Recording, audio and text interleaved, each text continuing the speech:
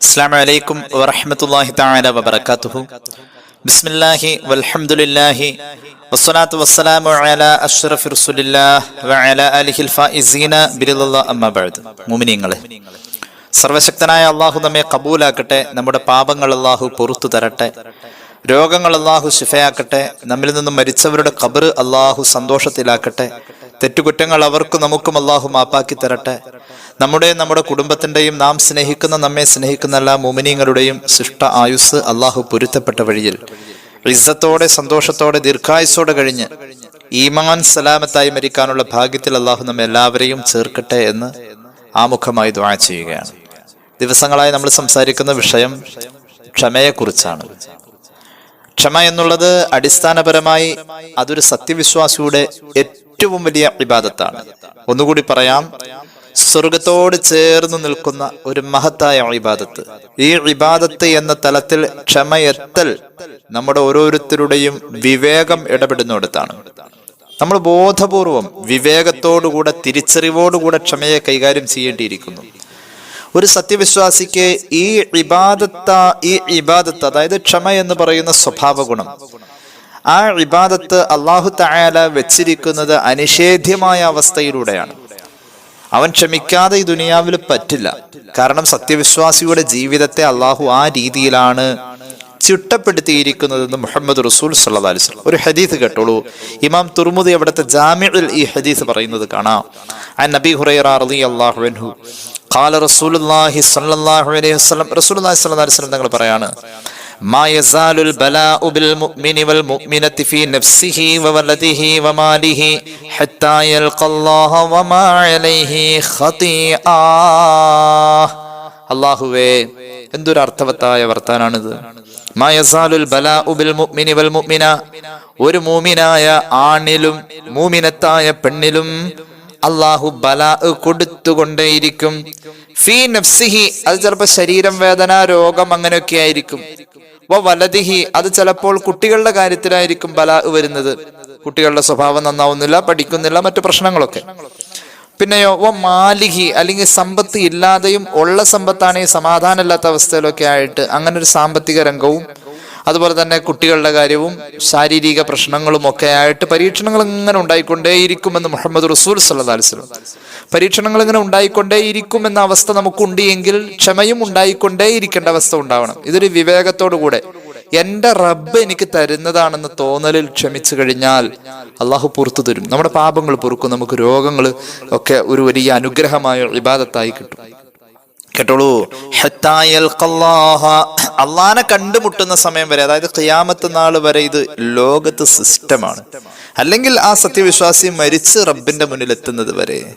വമാ അലൈഹി ഖതീആ, ഇതൊരു വിവേകത്തോടുകൂടെ ഇടങ്ങേറുകളും മുസീബത്തുകളും വിഷമങ്ങളും അഭിമുഖീകരിക്കുന്ന സത്യവിശ്വാസിക്ക് അള്ളാഹു ഇബാദത്തിന്റെ കൂലി ആ ക്ഷമയുടെ സന്ദർഭത്തിൽ നൽകുന്നതോടൊപ്പം അവന്റെ പാപങ്ങൾ ഒന്നുമില്ലാത്ത അവസ്ഥയിലായിരിക്കും നാളെ അവൻ റബ്ബിന്റെ മുന്നിലെത്താ എന്ന് പുണ്യനബി സല്ലല്ലാഹു അലൈഹി വസല്ലം. അപ്പൊ എത്ര ചെറിയ കാര്യത്തിന് പോലും ക്ഷമ നമുക്ക് വേണ്ടി വരും. എത്രത്തോളം അള്ളാഹുവിന്റെ ഹബീബ് പഠിപ്പിച്ചല്ലോ, ഒരു മുള്ള് തറച്ച കാലിൽ, ഒരു സത്യവിശ്വാസിയുടെ കാലിൽ മുള്ളു തറച്ചു, അതിന്റെ വേദനക്ക് പോലും കൂലിയുണ്ടത്രേ. ആ വേദന അള്ള തന്നതാടോ. മുള്ളു തറച്ചപ്പോഴുള്ള വേദനക്ക് കൂലിയുണ്ടെങ്കിൽ പ്രസവ വേദന അള്ള തന്നതാണെന്ന തോന്നലുണ്ടെങ്കിൽ എത്ര കൂലിയുണ്ടാവും? ആലോചിക്കാറുണ്ടോ സഹോദരിമാരത് ആലോചിക്കണ്ടേ? പടച്ചോനെ, ഞാൻ പ്രസവ നേരത്ത് അനുഭവിച്ച വേദന നീ തന്നതാണല്ലോ, ഇന്നാണെങ്കിലും അതിന് കൂലി ചോദിച്ചോ. അള്ളാഹു കൂലി തരും.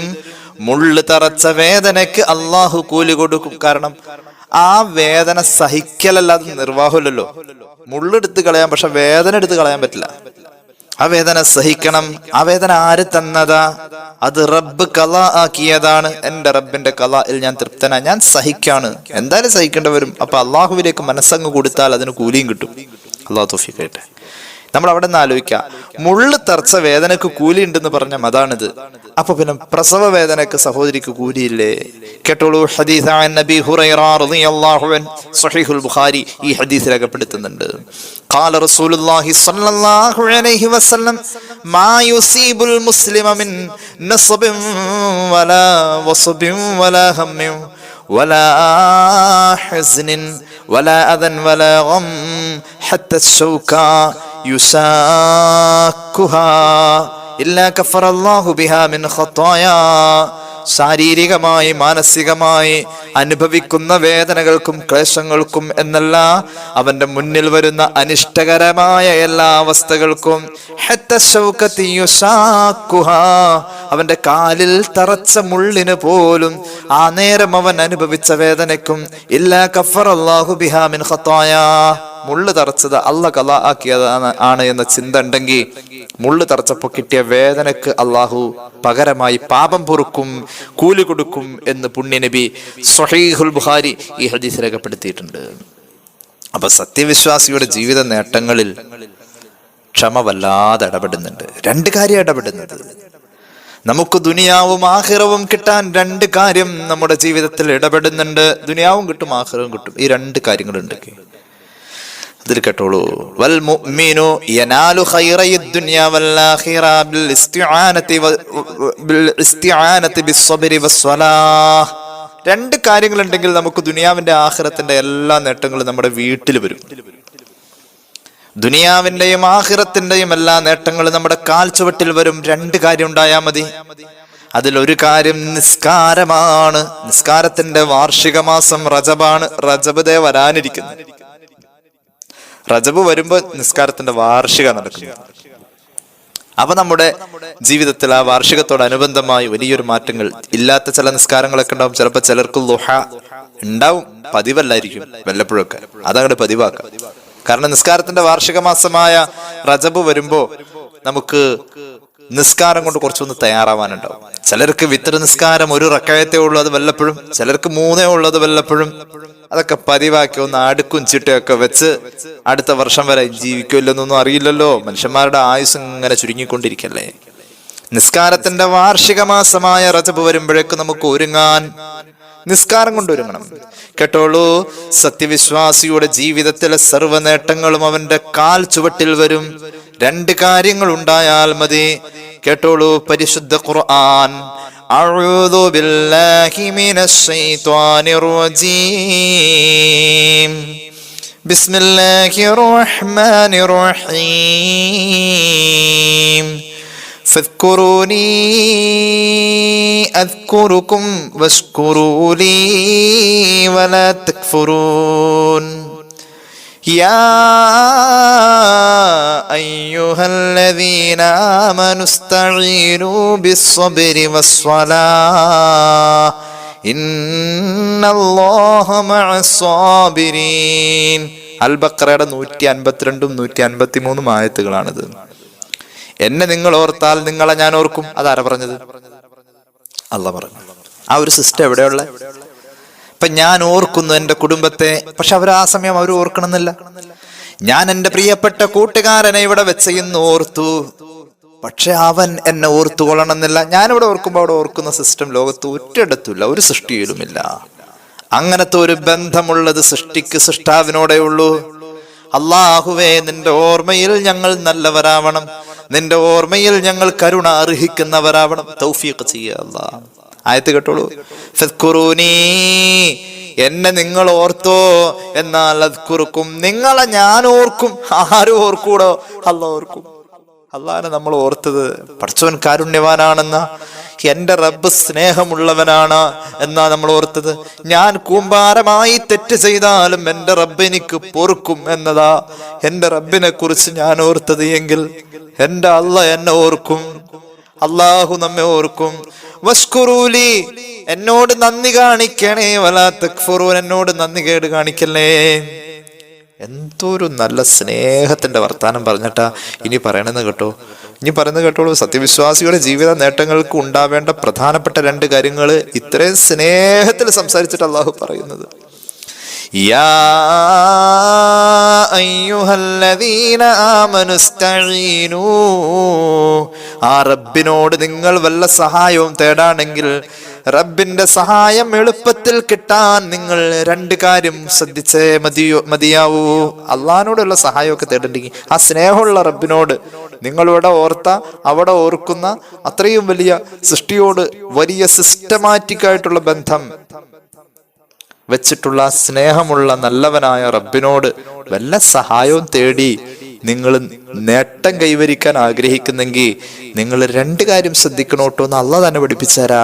ബിസ്വബിരി, ഒന്ന് ക്ഷമിക്കണം, ക്ഷമ ഉള്ള സ്വഭാവമായിരിക്കണം. ഒരു 24 മണിക്കൂറിനെ പഠിക്കുക. ഇന്ന് രാവിലെ സുബഹി മുതൽക്ക് രാത്രി ഇഷ കഴിഞ്ഞ് കിടക്കുന്ന വരെയുള്ള സമയത്തിനുള്ളിൽ എവിടെയൊക്കെ നമുക്ക് ക്ഷമിക്കാൻ കഴിഞ്ഞു എന്നൊരു ആലോചന നമ്മുടെ ജീവിതത്തിൽ ഒരു പഠനമായി മാറണം. അപ്പൊ നമ്മൾ നന്നാവും. ഞാനീ പറയുന്നത് എൻ്റെ നഫ്സിനോടാ, എന്നെ കേൾക്കുന്നവരോട് അതിന് ശേഷാ പറയുന്നത്. അള്ളാഹു തൗഫീഖ് നൽകട്ടെ.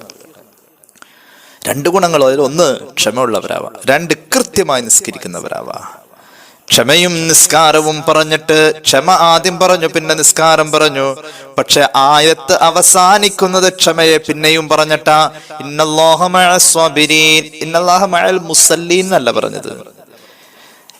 ഇസ്തഈനു ബിസ്സബ്രി വസ്സലാത്ത്, ക്ഷമ കൊണ്ടും നിസ്കാരം കൊണ്ടും നിങ്ങൾ അള്ളാഹുവിന്റെ സഹായം തേടണം. ആദ്യം ക്ഷമ പറഞ്ഞു, പിന്നെ നിസ്കാരം പറഞ്ഞു, പിന്നെ ക്ഷമയെ പിന്നെയും പറയാ. ക്ഷമിക്കുന്നവന്റെ കൂടെയാണ് അള്ളാഹു ഉള്ളത്. അള്ളാഹു നമ്മുടെ കൂടെ നിൽക്കട്ടെ, അള്ളാഹു തൗഫീഖ് നൽകട്ടെ. ആയത്ത് അവസാനിക്കുന്നത് ക്ഷമ പറഞ്ഞുകൊണ്ടാണ്. അപ്പൊ ക്ഷമിച്ചാൽ നമുക്ക് അള്ളാഹിന്റെ സഹായം കിട്ടും എന്നാ പറഞ്ഞത്. ഒരുപാട് നേട്ടങ്ങൾ കിട്ടും.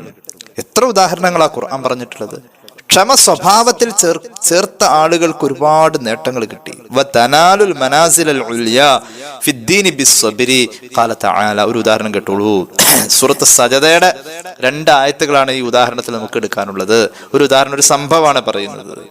ബിസ്മില്ലാഹിർ റഹ്മാനിർ റഹീം.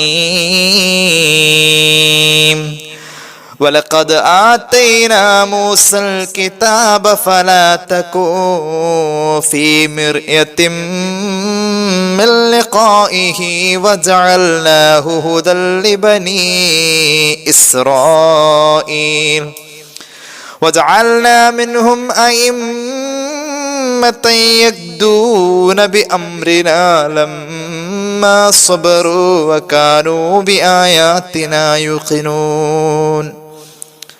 ഒരു നാട്ടില് അല്ലെങ്കിൽ ഒരു സമൂഹത്തിൽ അല്ലെങ്കിൽ ഒരു തറവാട്ടില് കുറെ നേതാക്കൾ ഉണ്ടെന്ന് പറഞ്ഞാൽ അത് വലിയൊരു നേട്ടമാണ്. ഇപ്പൊ ഒരു തറവാട്ടില് ഒരു MLA ഉണ്ടാവും. അപ്പൊ ആ തറവാട്ടിൽ എല്ലാവരും ആ MLA വലിയ കാര്യമായിട്ട് ഒരു നേതാവാണല്ലോ. അതേ തറവാട്ടിൽ തന്നെ മറ്റൊരു മൂത്താപ്പാടെ മകൻ MP ആണ്. ഓ അൽഹംദുലില്ലാ. അപ്പൊ ആ കുടുംബത്തിന്റെ ഒരു നേതൃത്വം, ആ കുടുംബത്തിനുള്ള ഒരു വിലയും നിലയും, ആ കുടുംബത്തിന്റെ ഒരു സന്തോഷം. അതേ കുടുംബത്തിൽ തന്നെ രാഷ്ട്രപതിയുടെ കയ്യിൽ നിന്നും അവാർഡ് നേടിയ ഒരു പോലീസ് ഓഫീസർ ഉണ്ടാവും. MLA ഉണ്ട്, MP ഉണ്ട്, പോലീസ് ഓഫീസർ ഉണ്ട്. അതേ കുടുംബത്തിൽ ഇക്കഴിഞ്ഞ വർഷം ഒരു മോന് IAS കിട്ടി, ജില്ലാ കളക്ടറായി, നേതാവാ. നമ്മൾ ദുനിയവിയായ പദവികളായി പറയുന്നത്. കൂട്ടത്തിൽ ആ കുടുംബത്തിൽ ഒരു വലിയ ഡോക്ടറേറ്റ് ഒക്കെ ഉള്ള ലോകം അറിയപ്പെട്ട നല്ലൊരു പ്രഭാഷകനായ ഒരു ആലിമും ഉണ്ട് എങ്കിൽ എന്താണ്? ഇതൊക്കെ ഒരു വാപ്പാടെ മക്കളാണെങ്കിലോ എന്താണ് ആ കുടുംബത്തിന്റെ ഒരു സന്തോഷവും, ആ കുടുംബത്തിന്റെ ഒരു നിഅമത്തും? ആ കുടുംബത്തിൽ നല്ലവരായ കുറെ നേതാക്കൾ. എന്നാൽ ഒരു സമൂഹത്തിൽ നല്ലവരായ കുറെ നേതാക്കൾ വന്ന ചരിത്രം ക്ഷമ കൊണ്ട് ഇസ്രായേലികൾ നേടിയതായി ഖുർആൻ പറയുന്നുണ്ട്. ആ ചരിത്രം ഇസ്രായേലികളുടെ. അവർ നന്നായിട്ട് ക്ഷമിച്ചപ്പോൾ അള്ളാഹു അവരെല്ലാവരും നേതാക്കളാക്കി, സമൂഹത്തിൽ വലിയ ആളുകളായി ആക്കി.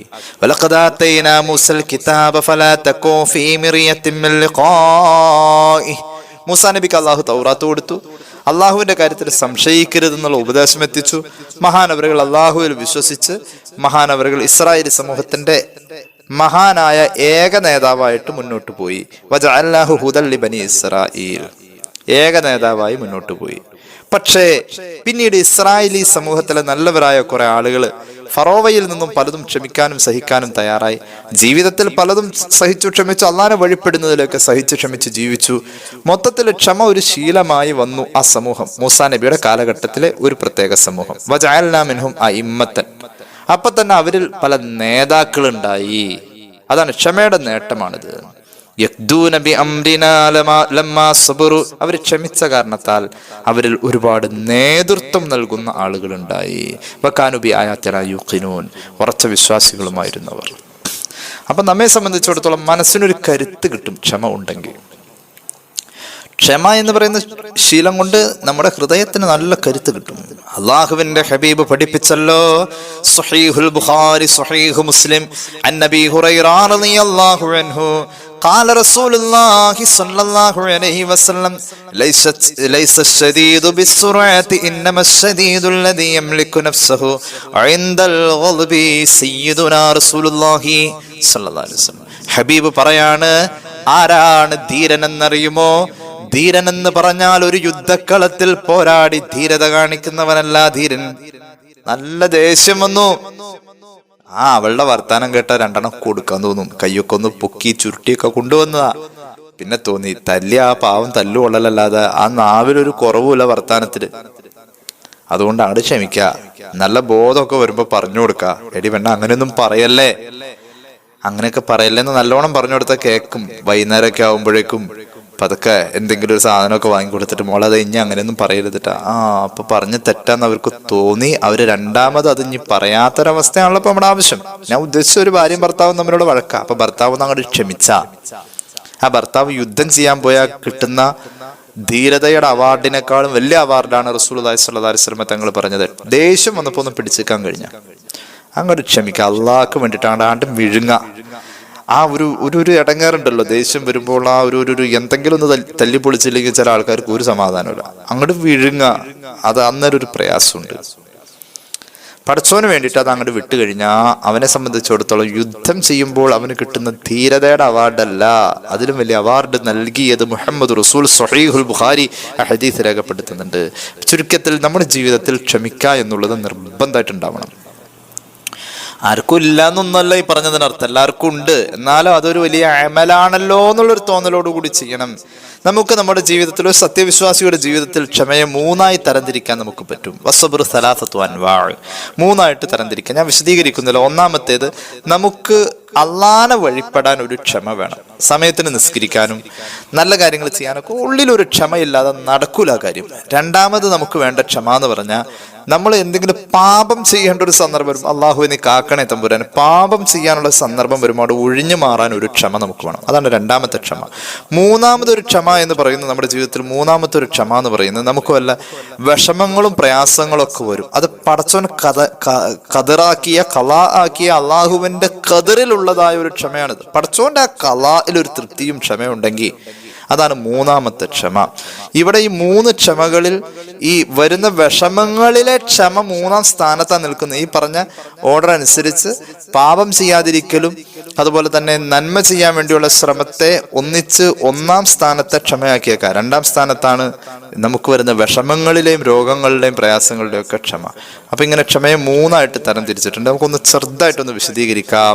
അള്ളാഹുവിന്റെ ഹബീബ് സല്ലല്ലാഹു അലൈഹി വസല്ലം തങ്ങളുടെ ഹദീസിന്റെ പശ്ചാത്തലത്തിലാണ് മഹാന്മാരായ തസവുഫിന്റെ ഉലമാ ക്ഷമയെ മൂന്നായി തിരിക്കുന്നത്. അൽ അവ്വലു, ഒന്നാമത്തെ ക്ഷമ എന്ന് പറയുന്നത്, അസ്സബ്റു അലാ അദാഇ ത്വാഅത്തി ബിഹൈസു യഹ്തസിബുൽ അജ്റ ഫി ഫിഅലിഹാ വയസ്ബിറു അലാ മശഖത്തിഹാ വയുഅദ്ദിഹാ അലൽ വജ്ഹിൽ മശ്റൂഇ വയുദാവിമു അലാ ഫിഅലിഹാ. ഒരു മനുഷ്യൻ ക്ഷമിക്കാൻ തീരുമാനിച്ചു, അള്ളാനെ വഴിപ്പെടുന്ന വിഷയത്തിൽ ഒരു ക്ഷമ വേണം. ആ ക്ഷമ കൊണ്ട് അവന് കൂലി കിട്ടുമെന്നൊരു പ്രതീക്ഷയുണ്ട്. ഈ നല്ല തണുപ്പത്ത് എണീറ്റ് പള്ളിയിലേക്ക് പോവാ എന്നുള്ളതും, ഈ കോരിച്ചൊരിയുന്ന മഴയത്ത് എണീറ്റ് സുബഹിക്ക് മുമ്പ് കുളിച്ച് നിസ്കരിച്ച് അവ്വൽ ജമാഅത്തിൽ എത്തിപ്പെടാ പള്ളിയിൽ. ഇന്നലെ മിനിഞ്ഞാന്നും ഈ അടുത്ത കാലത്തൊന്നും എന്റെ സുബഹി അതുപോലെ മുടങ്ങിയിട്ടില്ല. ഇന്ന് ഞാൻ എന്തിനാ ഇപ്പൊ ഈ മഴ പെയ്യണതിന്റെ പേരിൽ ഞാനത് മുടക്കണേ? ഞാനത് അങ്ങോട്ട് ചെയ്യാൻ തീരുമാനിക്കാം. അങ്ങനെ ഞാനാ എടുക്കുന്ന തീരുമാനം ഒരു നല്ല ക്ഷമയും സബൂർ ഉണ്ടെങ്കിലൊക്കെ നടക്കുള്ളൂ. ആ ക്ഷമക്ക് വലിയ കൂലിയാ. അള്ളാഹു തൗഫീഖ് നൽകട്ടെ. അതുകൊണ്ട് ഒന്നാമത്തെ ക്ഷമ അള്ളാനെ വഴിപ്പെടുന്ന കാര്യത്തിലാ. യാ ബുനയ്യ അഖിമിസ് സ്വലാത്ത വഅ്മുർ ബിൽ മഅറൂഫി വൻഹ അനിൽ മുൻകരി വസ്ബിർ അലാ മാ അസ്വാബക ഇന്ന ദാലിക മിൻ അസ്മിൽ ഉമൂർ.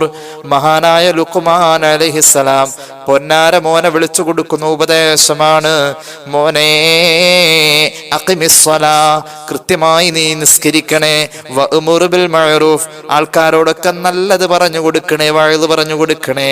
വൻഹാ അനിൽ മുൻകർ, ചീത്തയായ കാര്യം ചെയ്യല്ലേ എന്ന് നീ ഉപദേശിക്കണേ. ഇങ്ങനെ നല്ലത് പറയാനും ഉപദേശിക്കാനും പോകുമ്പോഴും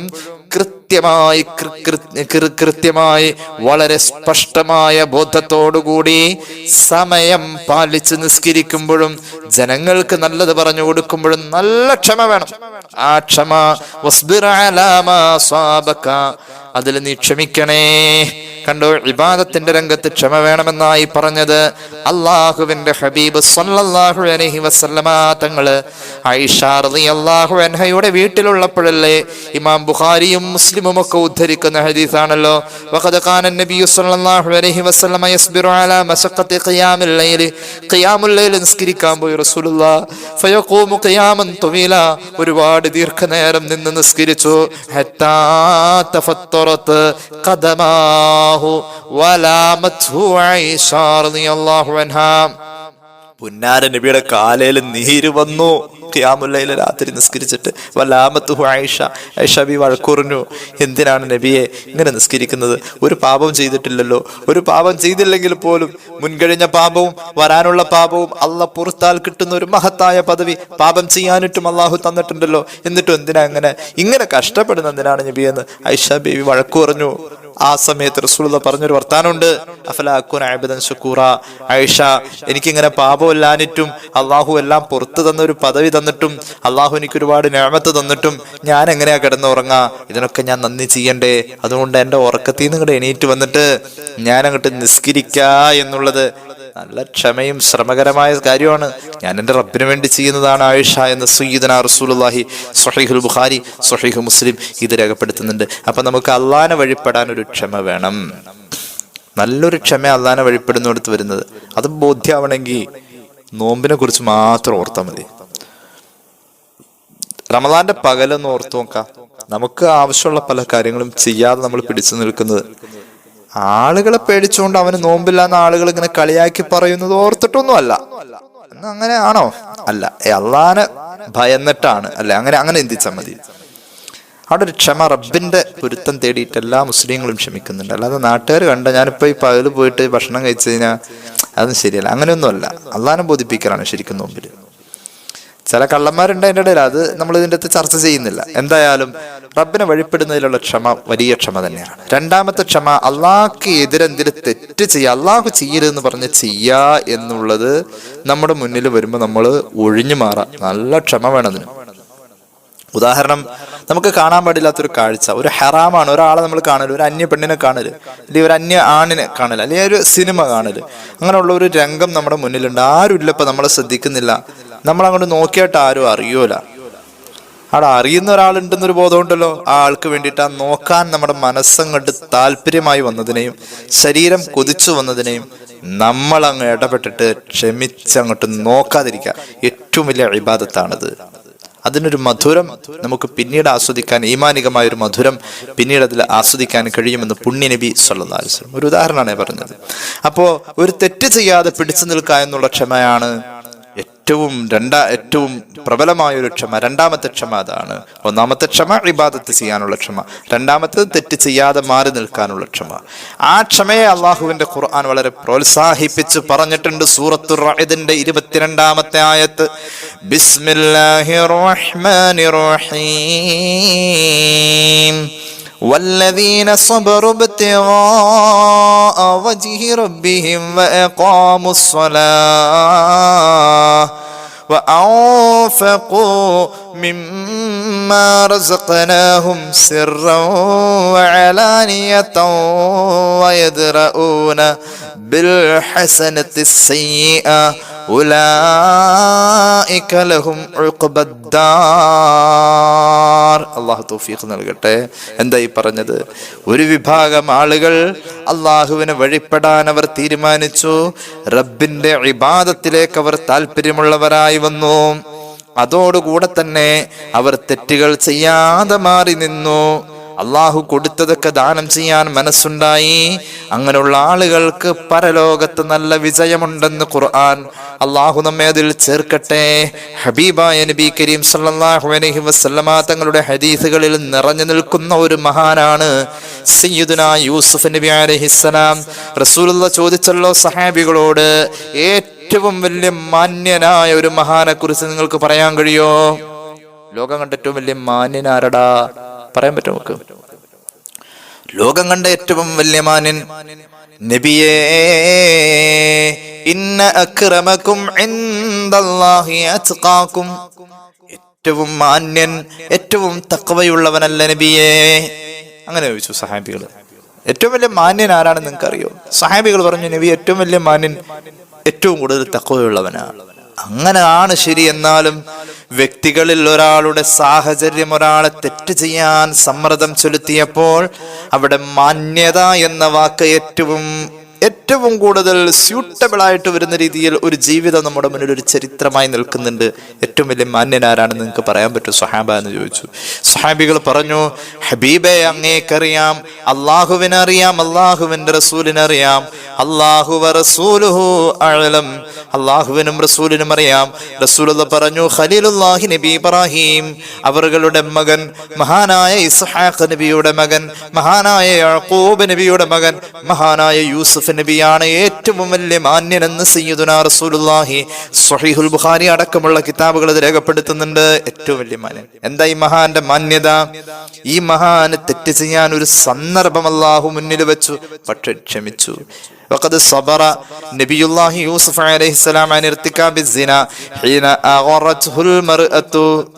മഹദിയായ സുലൈഖ റളിയല്ലാഹു അൻഹ കൊട്ടാരത്തില് യൂസുഫ് നബീനെ തളച്ചിട്ട് വ്യഭിചാരത്തിലേക്ക് ക്ഷണിച്ചപ്പോ മഹാനവറുകൾ അതിൽ നിന്ന് ഒഴിഞ്ഞു മാറിയല്ലോ. ഫസ്വബറ സ്വബറൻ അലീമ, വല്ലാത്ത ക്ഷമയാ ക്ഷമിച്ചു കളഞ്ഞത്. ആരും അറിയൂല. ലിഖുവ്വത്തി ഈമാനിഹി, നല്ല ഈമാൻ ഉണ്ടായിരുന്നു. മാത്രവുമല്ല മഹാനവറുകൾ ഒരു മുറാഖബയുടെ മനസ്സായിരുന്നു. മുറാഖബയുടെ മനസ്സ് ഔലിയാക്കന്മാർക്കും മഹാന്മാരായ സൂഫിയാക്കൾക്കും കിട്ടുന്ന ആത്മീയ ശിക്ഷണത്തിന്റെ ഏറ്റവും വലിയൊരു മുറാഖബയുടെ അവസ്ഥയായിരുന്നു. വസ്തഹിയാ മിനല്ലാഹ്, റബ്ബിന്റെ മുന്നിൽ നാണം കെട്ടവനാവാൻ പേടിയായിരുന്നു. അല്ലാഹു തആല മഹാൻ തെറ്റ് ചെയ്യാതെ ഈ ഒരു ഉറച്ച തീരുമാനമുള്ള വ്യക്തിയായതുകൊണ്ട് പടച്ചോൻ സഹായിച്ചു.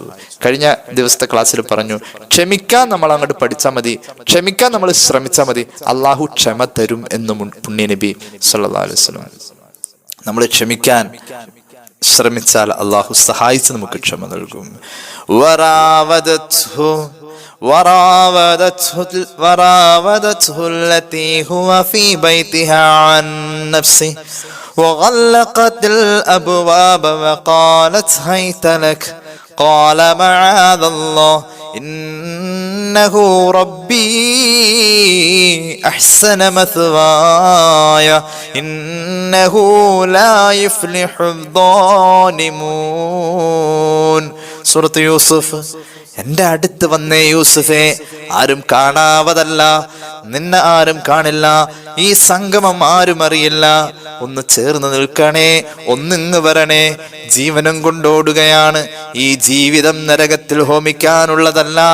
അല്ലാഹു റബ്ബുൽ ഇസ്സത്തിന്റെ കാവല് തേടിയിട്ട് മഹാനവറുകൾ അല്ലാഹുവോട് ദുആരെന്നും മഅദല്ലാഹ്, പടച്ചോനെ കാക്കണേ, പടച്ച റബ്ബേ കാക്കണേ, മഅദല്ലാഹ്. എന്നിട്ട് പറഞ്ഞു, പെണ്ണെ, ഇന്നഹു റബ്ബി, ആരാണ് അല്ലെന്നറിയുമോ? എന്നെ സൃഷ്ടിച്ച് പരിപാലിക്കുന്നവനാ എന്റെ റബ്ബ്. അഹ്സന മസ്വായ, ആ റബ്ബിലാണ് എന്റെ ഏറ്റവും അവസാനം ഞാൻ എത്തിപ്പെടേണ്ടത്.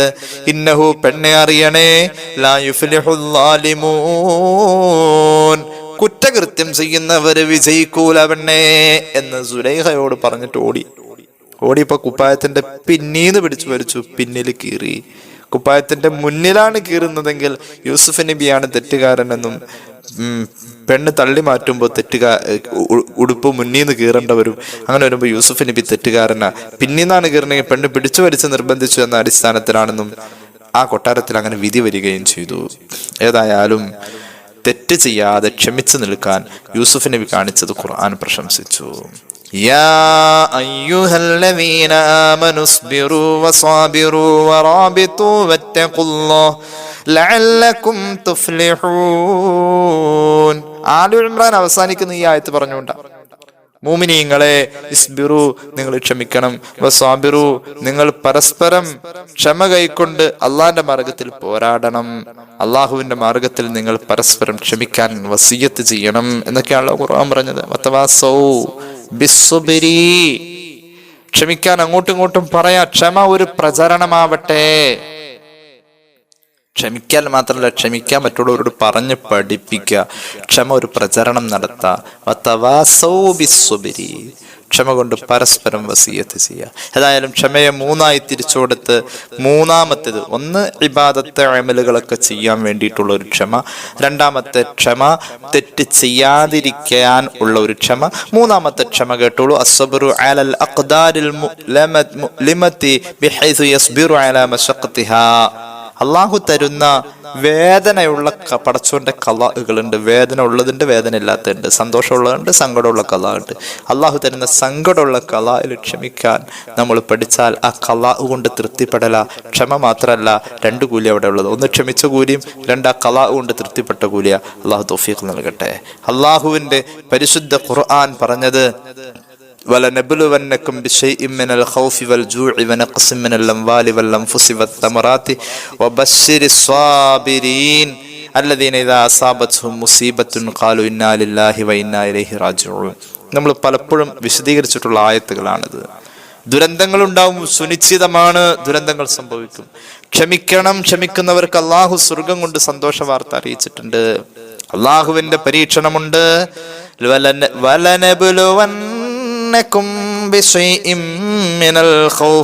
ഒരു തരത്തിലുള്ള പേടി അള്ളാഹു തരും. ഒരല്പം അള്ളാഹു തരുന്നത് ഒരല്പം മിനൽ ഖൗഫ്, അതൊരു പേടിയായിരിക്കും. എന്താ സംഭവിക്കുക? ഒരു സമാധാനമില്ലല്ലോ ജീവിതത്തിൽ. പേടിയല്ലേ? എവിടെയാ സമാധാനമുള്ള? ഏത് വിഷയത്തിൽ നമുക്ക് സമാധാനമുള്ള? എല്ലാം കൊണ്ടും നമ്മൾ റാഹത്തായിട്ട് ഇരിക്കുക, സമാധാനമായിട്ട് ഇരിക്കാന്ന് ഇങ്ങനെ ചിന്തിക്കുമ്പോഴേക്കും ചിലപ്പോൾ അപ്പൊ ന്യൂസ് വരുന്നു, മുല്ലപ്പെരിയാർ അടുത്ത ആഴ്ച പൊട്ടും, അതിൽ മുല്ലപ്പെരിയാറുമായി ബന്ധപ്പെട്ടിട്ടുള്ള ന്യൂസ്. അപ്പൊ തന്നെ ഉള്ള സമാധാനം പോയി. എവിടെ സമാധാനം? നല്ലോണം നല്ല റാഹത്തിലൊക്കെ ഇരിക്കുക, നല്ല ഭക്ഷണമൊക്കെ കഴിച്ച് കുട്ടികളൊക്കെ ആയിട്ട് സന്തോഷിച്ചിരിക്കുക. അപ്പോൾ പറയുന്നത് കൊറോണ വൈറസിന്റെ രൂപാന്തരം പ്രാപിച്ച പുതിയ വൈറസ് ഭയങ്കര പ്രശ്നമാണ്. അതാണ് ഉള്ള സമാധാനം പോയി. അങ്ങനെ മാർക്കറ്റ് ഇടിഞ്ഞു, അല്ലെങ്കിൽ മറ്റുള്ള സാമ്പത്തിക രംഗം, അങ്ങനെ മൊത്തത്തിലൊക്കെ പ്രശ്നം. അങ്ങനെ എവിടെയും സമാധാനമില്ലാത്ത ജീവിതം. പേടിയാണ്. അള്ളാഹു പറയുന്നു, മിനൽ ഖൗഫ്, പേടി തന്ന് പരീക്ഷിക്കും. വൽ ജൂഅ്, നിങ്ങൾക്ക് അള്ളാഹു വിശപ്പ് തരും, ദാരിദ്ര്യം തരും. അള്ളാഹു കാക്കട്ടെ. വനഖ്സി മിനൽ അംവാൽ, സമ്പത്ത്, സാമ്പത്തികമില്ലാത്ത അവസ്ഥ, ടൈറ്റ്, വല്ലാത്ത ടൈറ്റ്, അത് നിങ്ങൾക്ക് അള്ളാഹു തരും. മാത്രവുമല്ല വൽ അൻഫുസ്, നിങ്ങളുടെ കൂട്ടത്തിൽ പലരും പെട്ടെന്ന് മരിക്കും, പലർക്കും പെട്ടെന്ന് വൈകല്യങ്ങൾ വരും, രോഗങ്ങൾ വരും, ഇങ്ങനെ അവസ്ഥ ഉണ്ടാകും. കൃഷികളൊന്നും വലിയ മെച്ചത്തിലല്ല. മരച്ചീനി നട്ടവർ കൊറോണ വന്നപ്പോ കച്ചവടമില്ലാഞ്ഞിട്ട് അത് വെറുതെ വിൽക്കണ്ട വന്നു, വെറുതെ കൊടുക്കണ്ടെന്നു. അപ്പൊ ചില സന്നദ്ധ സംഘടനകൾ വണ്ടി വിളിച്ചു തന്നിട്ട് 5 ഏക്കറും 10 ഏക്കറും ഒക്കെ മരിച്ചീനി നട്ടിരിക്കുന്ന കർഷകന്റെ മരിച്ചീനി വെറുതെ കൊടുക്കാണ്. വെറുതെ അവിടെ ആർക്കും വേണ്ട, വിലയില്ല. അപ്പൊ സംഘടനകളൊക്കെ വണ്ടിയായിട്ട് ചെന്നത് പറിച്ച് അതിൻ്റെ അകത്തേക്ക് ഇട്ടിട്ട് അത് കൊണ്ട് ഓരോ വീടുകളിലും കൊണ്ടുപോയി നിർബന്ധിച്ച് ഏൽപ്പിക്കാം. 5 കിലോയും 10 കിലോയും ഒക്കെ നിർബന്ധിച്ച് ഏൽപ്പിക്കുക. അപ്പൊ സംഘടനക്കാർക്ക് പ്രവർത്തിക്കാൻ ഒരു പ്രവൃത്തിയുമായി, കർഷകന്റെ മുതൽ ഫ്രീ ആയിട്ട് എല്ലാ സ്ഥലത്തും എത്തലുമായി. അപ്പൊ എല്ലാ കൃഷിയും ഒക്കെ പ്രശ്നമായിട്ട് വരും. വബശ്ശിരി സ്വാബിരീൻ, അന്നേരം ക്ഷമിക്കണം. ക്ഷമിക്കുന്നവർക്ക് അള്ളാഹു വലിയ നേട്ടം നൽകുമെന്ന് ഖുർആൻ. അൽ ബഖറയുടെ 155 മുതൽ 156, 157 3 ആയത്തുകളാണിത്. പലപ്പോഴും നമ്മളത് വിശദീകരിച്ചുള്ളത് കൊണ്ട് ഞാൻ അതിലേക്ക് കൂടുതൽ കടന്നു വരുന്നില്ല. ഏതായാലും ദുരന്തങ്ങളും വിഷമങ്ങളും ഒക്കെ വരുമ്പോൾ ക്ഷമിക്കുക എന്നുള്ളിടത്ത് അള്ളാന്റെ ഖലാ കൊണ്ടും ഖദർ കൊണ്ടും ഒരു പൊരുത്തപ്പെടലുണ്ട്. അവിടെ അതിനൊരു കൂലി വേറെ ഉണ്ട്, ക്ഷമിച്ചതിന്റെ കൂലിയും വേറെ ഉണ്ട്. നിങ്ങൾ ചിന്തിച്ചിട്ടുണ്ടോ? റസൂലുള്ളാഹി സ്വല്ലല്ലാഹു അലൈഹി വസല്ലം തങ്ങളുടെ ഒരു പ്രധാന ദുആയുണ്ട്. ഈ ദുആ പഠിച്ചു വെക്കുന്നത് നല്ലതാണ്. ഈ ദുആ വലിയ കൂലിയുള്ള ദുആയാണ്. عن عبد الله بن عمرو بن العاص رضي الله عنه عن رسول الله صلى الله عليه وسلم انه كان يكثر الدعاء.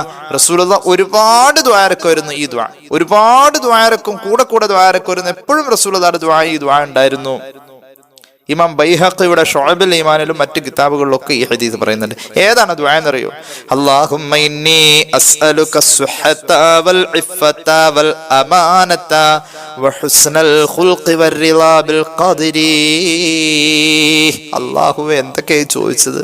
അല്ലാഹുമ്മ ഇന്നി അസ്അലുക, പടച്ചോനെ നിന്നോട് ഞാൻ ചോദിക്കട്ടെ, അസ്സുഹത, ശരീരത്തിന് ആരോഗ്യം ചോദിക്കട്ടെ അല്ലാഹ്, വൽ ഇഫ്ഫത, മാന്യമായ ജീവിതം ചോദിക്കുന്നു അല്ലാഹ്, അല്ലാ. വല്ലമാനത്ത ഉത്തരവാദിത്ത ബോധം ചോദിക്കുന്നു അല്ലാ. വഹുസ്നുൽ ഖുൽഖി നല്ല സ്വഭാവക്കാരനാവണം എനിക്ക് അല്ലാ. വറിളാ ബിൽ ഖദരി നീ തരുന്ന ദുരന്തങ്ങളും ദുരിതങ്ങളും നീ തന്നതാണെന്ന തോന്നലിൽ ഒരു തൃപ്തിയും വേണമല്ലാ. ഇത് റസൂലുള്ളാഹിയുടെ ദുആയായിരുന്നു.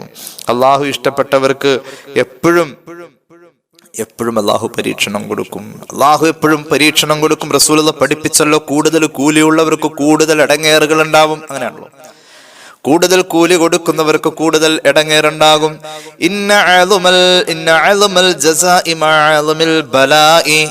അള്ളാഹു കൂടുതൽ കൂലി കൊടുക്കുന്നത് കൂടുതൽ വിഷമം അനുഭവിക്കുന്നവർക്കായി. ഇമാം തുർമുദിയുടെ ജാമിഉലുണ്ട് ഹദീസ്. ഹബീബ് പറയുന്നു, ഇദാ അഹബ്ബ ഖൗമൻ ഇബ്തലാഹും ഫമൻ റളിയ ഫലഹു റിളാ വമൻ സഖത ഫലഹു സുഖ്തു. അള്ളാഹു ഒരു ജനതയെ പരീക്ഷിച്ചാൽ, ഒരു വ്യക്തിയെ പരീക്ഷിച്ചാൽ അതിൽ അള്ള തന്നതാണെന്ന തോന്നലുണ്ട് എങ്കിൽ അള്ളാഹുവിന്റെ പൊരുത്തം കിട്ടും അവർക്ക്.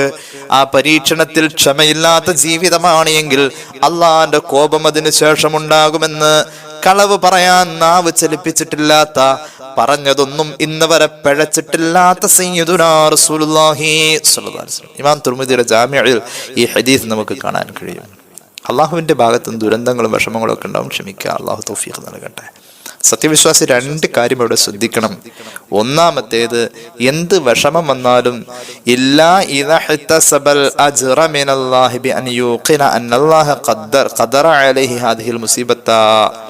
അള്ളാഹ് എനിക്കിത് ഖളാ ആക്കിയതാണ്, ഈ ഖളാ ഞാൻ അനുഭവിച്ചിട്ട് ഞാൻ അതിൽ തൃപ്തനാവണം. കാരണം പടച്ചോന്റെ ഖളാ കൊണ്ട് എനിക്ക് തൃപ്തി വേണം. അള്ളാഹു എനിക്ക് ഇങ്ങനെ തൃപ്തി ഇല്ലെങ്കിൽ, എനിക്ക് റബ്ബിന്റെ ഖളായിൽ തൃപ്തി ഇല്ലെങ്കിൽ അള്ളാഹ് എനിക്ക് കൂലി തരൂല. അങ്ങനെ ഒരു പ്രതീക്ഷ മനസ്സിൽ വെച്ചിട്ട് എനിക്ക് ഇപ്പൊ ഈ വന്ന വിഷമത്തിൽ എനിക്ക് അള്ളാഹ് കൂലി തന്നെ, പടച്ചോനെ നീ നിശ്ചയിച്ചതാ, ഞാനത് അനുഭവിക്കാൻ ബാധ്യസ്ഥനാ. അള്ളാഹുവേ നിന്റെ ഖളായിൽ എനിക്ക് തൃപ്തി ഉണ്ടല്ല എന്നൊരു മനസ്സോടെ നീ എനിക്ക് കൂലി തന്നോട്ടോ അല്ല. ആ മനസ്സോടുകൂടെ അങ്ങോട്ട് ക്ഷമിച്ചാൽ അങ്ങനെ ആവണം. ഒന്നാമത് ശ്രദ്ധിക്കേണ്ട കാര്യം അതാ സത്യവിശ്വാസി. രണ്ടാമത് ശ്രദ്ധിക്കേണ്ടത്,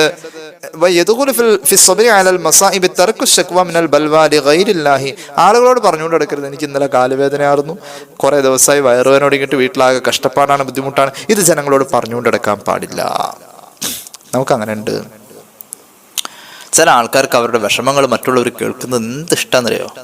അത് പാടില്ല. മഹാനായ അയ്യൂബ് നബി അലൈഹിസ്സലാത്തു വസ്സലാമിന്റെ വിഷമം ആരോടും പറഞ്ഞില്ല എന്നുള്ളതിന്റെ പേരിൽ മഹാനവറുകളെ അള്ളാഹു പ്രത്യേകം പ്രശംസിച്ചു. മഹാനവറുകളെ കുറിച്ച് അള്ളാഹു പറഞ്ഞു, ഇന്നാ വജദ്നാഹു സാബിറാ. മഹാനവറുകൾ വലിയ ക്ഷമയുള്ള ആളായിരുന്നു. അള്ളാഹു ആ ക്ഷമാശീലനായ മഹാന്റെ കൂടെ സ്വർഗത്തിലെത്താൻ നമുക്കും കുടുംബത്തിനും ഭാഗ്യം നൽകട്ടെ. ഞാൻ അവസാനിപ്പിക്കാം, ഒരു ഹദീസും കൂടി പറഞ്ഞിട്ട് അവസാനിപ്പിക്കാം. അള്ളാഹ് തന്ന ദുരന്തം അഭിമുഖീകരിക്കൽ നമുക്ക് നിർബന്ധ. രണ്ട് കാര്യം അവിടെ ശ്രദ്ധിക്കേണ്ടത്. ഒന്നാമത്തെ കാര്യം, ഇത് അള്ളാഹ് തന്നത് പടച്ചോന്റെ ഖളായിൽ ഇങ്ങനെ ഉള്ളത് കൊണ്ട് നമുക്ക് സംഭവിച്ചതാ. അള്ളാന്റെ ഖളായിൽ എനിക്ക് തൃപ്തിയാ. പടച്ചോനെ നിന്റെ ഖളാ ഞാൻ അനുഭവിക്കാൻ തയ്യാറാ, നീ എനിക്ക് കൂലി തരണോട്ടോ അല്ലാ, ഞാനിത് അനുഭവിക്കാൻ തയ്യാറാ, ഞാൻ ക്ഷമിച്ച് കഴിയുമല്ല, ഈ വേദന ഞാൻ തിന്നോളാമല്ല, ഈ സങ്കടം ഞാൻ വിഴുങ്ങിക്കോളാമല്ല, നീ എനിക്ക് ഖളാ ആക്കിയതിന് എനിക്ക് തൃപ്തിയാണല്ല, പക്ഷെ നീ എനിക്ക് കൂലി തരണേ അല്ല, എനിക്ക് നാളത്തേക്ക് ഇതിന് കൂലി വേണം. ഈ മനസ്സുണ്ടാവലാണ് ഒന്നാമത്തെ കാര്യം. രണ്ടാമത്തേത്, ഈ വന്ന വിഷമമൊക്കെ ആൾക്കാരോട് പറഞ്ഞു. നമ്മുടെ ഇല്ലായ്മയും നമ്മുടെ വിഷമവും കേൾക്കാൻ ആർക്കും മനസ്സിലാടോ. കാരണം കേൾക്കുന്നവനൊരു നെഗറ്റീവ് എനർജിയായി ഫീൽ ചെയ്യുന്നത്, അവന് തിരിച്ചു തരാനുള്ള പോസിറ്റീവ് ഇല്ല കയ്യിൽ. അങ്ങനെയുള്ളടത്ത് നമ്മൾ കൂടെ ഇങ്ങനെ പറഞ്ഞുകൊണ്ട് എടുക്കുന്ന ആളുകൾക്ക് ഇഷ്ടമല്ല. അപ്പൊ അങ്ങനെയുള്ള ഒരവസ്ഥ ഉണ്ടാവാതിരിക്കുക. ഏതവസ്ഥ? ജനങ്ങളോട് പറയാതിരിക്കുക, പ്രചരിപ്പിക്കാതിരിക്കുക. നമ്മുടെ വിഷമങ്ങൾ ജനങ്ങളുടെ ഇടയിൽ പ്രചരിപ്പിക്കാതിരിക്കുക. എന്നാൽ മാത്രമാണ് നമുക്ക് അള്ളാഹ് തന്ന ആ വിഷമം അള്ളാഹ് തന്നതാണെന്ന തോന്നലിൽ സബൂറാക്കിയപ്പോൾ കിട്ടേണ്ട കൂലി കിട്ടുകയുള്ളൂ. അല്ലാഹു തൗഫീഖ് നൽകട്ടെ. ഞാൻ അവസാനിപ്പിക്കുന്നു. ഒരു ഹദീസും കൂടി പറയാനുണ്ടെന്ന് പറഞ്ഞു. ആ ഹദീസ് ഇതാണ്. റസൂലുള്ളാഹി സ്വല്ലല്ലാഹു അലൈഹി വസല്ലം പഠിപ്പിച്ചു, സ്വർഗത്തിന്റെ 4 നിധികൾ വിശദീകരിക്കുന്നില്ല. ഒന്നാമത്തെ നിധി കുടുംബ ബന്ധം ചേർക്ക. നിധി എന്ന് പറയുന്നത് പൊതുവെ വിലയുള്ളതാ. അത് സ്വർഗത്തിലേതാവുമ്പോ എന്തൊരു വിലയാണ്. സ്വർഗത്തിൽ ഇവർക്ക് സമ്മാനമായി അള്ളാഹു നൽകുന്നത് നിധിയാണ്. ഈ 4 കാര്യങ്ങൾ ഉണ്ടെങ്കിൽ ഒന്നാമത്തെ നിധി, സ്വർഗത്തിന്റെ നിധി കിട്ടുന്ന ഒന്നാമത്തെ അമല് കുടുംബ ബന്ധം ചേർക്കലാ. അത് ദുനിയാവിലും കിട്ടും. അതിന്റെ ഗുണം എന്താ? ആയുസ് വർദ്ധിക്കും, ഖൈറുകൾ കൂടുതൽ വരും, മൻ അഹബ്ബ അൻ യുബസത ലഹു ഫി റിസ്ഖിഹി വയുൻസഅ ലഹു ഫി അത്രിഹി ഫൽയസ്ല റഹിമഹ എന്ന് പുണ്യ നബി സല്ലല്ലാഹു അലൈഹി വസല്ലം. ആയുസ് വർദ്ധിക്കാനും ഐശ്വര്യങ്ങൾ കൂടുതൽ കിട്ടാനും അവൻ കുടുംബബന്ധം ചേർക്കട്ടെ എന്ന് പുണ്യ നബി സല്ലല്ലാഹു അലൈഹി മുഹമ്മദ് സല്ലല്ലാഹു അലൈഹി വസല്ലം. ഈ കുടുംബബന്ധം ചേർക്കലിന് കിട്ടുന്ന സ്ഥാനം സ്വർഗത്തിന്റെ നിധിയാണെന്ന് പുണ്യ നബി സല്ലല്ലാഹു അലൈഹി വസല്ലം. സ്വർഗത്തിന്റെ 4 നിധികളിൽ ഒന്നാമത്തെ നിധി കുടുംബബന്ധം ചേർക്കുക. രണ്ടാമത്തെ നിധി രഹസ്യമായ സ്വതക്കയ. അർശിന്റെ തണല് കിട്ടുന്ന 7 വിഭാഗത്തിൽ ഒരു പ്രധാന വിഭാഗം, ഒരു മനുഷ്യൻ അള്ളാഹു കൊടുത്ത സമ്പത്ത് വലത് കൈ കൊടുത്തത് ഇടത് കൈ അറിഞ്ഞിട്ടില്ല, ഇടത് കൈ കൊടുത്തത് വലത് കൈ അറിഞ്ഞിട്ടില്ല. രഹസ്യമായ സദഖയാണ് രണ്ടാമത്തെ സ്വർഗത്തിന്റെ നിധി. സ്വർഗത്തിന്റെ 3ാമത്തെ നിധി ലാ ഹൗല വലാ ഖുവത ഇല്ലാ ബില്ലാഹിൽ അലിയിൽ അലീം എന്ന ദിക്റാണ്. സ്വർഗത്തിന്റെ ഒരുപാട് പറഞ്ഞേക്കുന്ന, അതൊക്കെ കൂടുതൽ വിശദീകരിക്കുന്നില്ല. സ്വർഗത്തിന്റെ 4ാമത്തെ നിധി നമ്മൾ അനുഭവിക്കുന്ന വിഷമങ്ങളും ദുരിതങ്ങളും മറ്റുള്ളവരോട് പറയാതിരിക്കലാണെന്ന് പുണ്യ നബി സല്ലല്ലാഹു അലാ മുഹമ്മദ് സല്ലല്ലാഹു അലൈഹി വസല്ലം സല്ലല്ലാഹു അലാ മുഹമ്മദ് സല്ലല്ലാഹു അലൈഹി വസല്ലം. اللهم صل على محمد يا رب صل عليه وسلم.